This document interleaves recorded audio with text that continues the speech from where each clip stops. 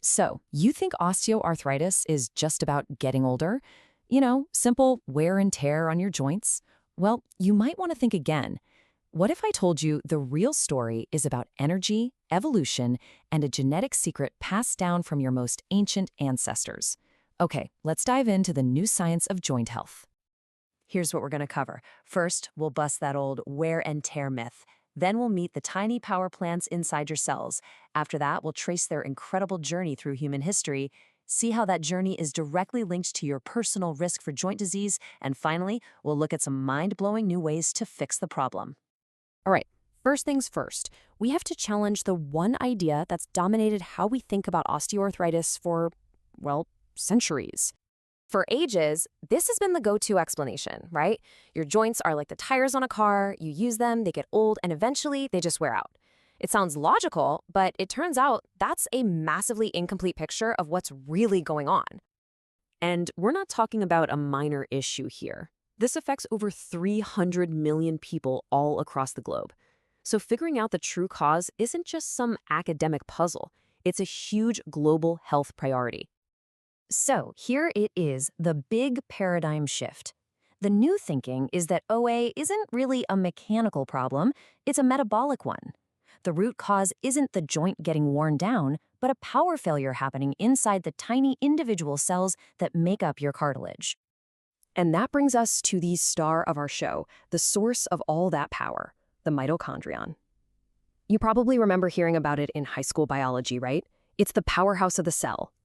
Okay, so think of these things as little biological batteries. They take the food you eat and turn it into the special energy molecule called ATP.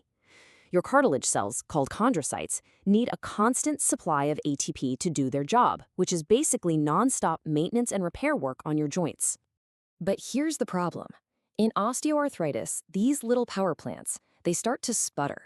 They get less efficient, they produce less ATP, and pretty soon the cartilage cells are basically starving for energy. And without enough power, they just can't keep up with repairs, and the joint begins to break down. Now, this is where things get really fascinating, because there's a deep genetic twist to this story. See, mitochondria are special. They have their own separate DNA, and it's passed down only from your mother, carrying with it the story of your deep, deep ancestral past. These ancient genetic variations put people into groups called haplogroups. You can think of it as your deep ancestral clan, a kind of genetic fingerprint that shows where your ancestors were living tens of thousands of years ago. As humans moved out of Africa into, say, colder climates, their mitochondria actually adapted to handle energy differently. And to really get this, we need an analogy. Let's think of these different ancestral mitochondria as different kinds of engines. Some are like high-performance race cars, and others, well, they're more like super fuel-efficient hybrids. Okay, check this out. The most common haplogroup in Europe today, haplogroup H, is the race car. It burns hot and fast, making a ton of ATP. But it also pumps out a lot of nasty cellular exhaust fumes. This stuff is called reactive oxygen species, or ROS, and it damages the cell.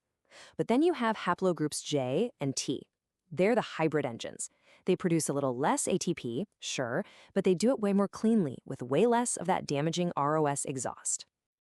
So, what does the engine your ancient ancestors gave you have to do with your joints today? Well, this is where we connect the dots. And the evidence is pretty stunning. When you look at multiple big studies, you see this incredibly clear pattern. A giant analysis of over 3,000 people found that haplogroup J, our hybrid engine, means you have a lower risk of even getting OA. Other studies show that haplogroup T is tied to a lower risk of the disease getting worse. And on the flip side, people with haplogroup H, the race car, have higher levels of chemicals in their body that signal cartilage breakdown. This right here is the absolute key. The long-term health of your joints isn't about the raw horsepower of your cellular engines. It's all about their efficiency. The hybrid engines from haplogroups J and T just cause less damage over the decades, and that seems to be what protects the joint. This new understanding is more than just cool science. It's blowing the doors wide open for a whole new generation of treatments.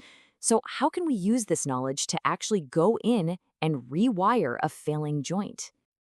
I love this quote from Dr. Maroon Curry because it just nails the new approach.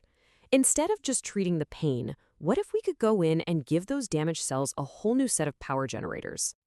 And believe it or not, that's exactly what scientists are starting to do.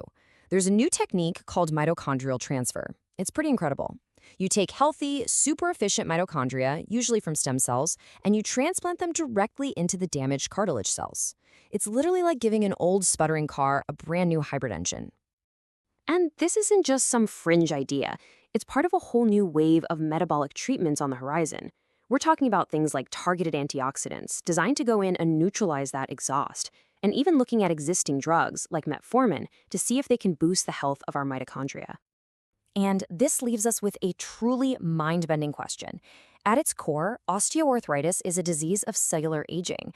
So, if we can successfully replace the engine in a failing joint cell, what's next?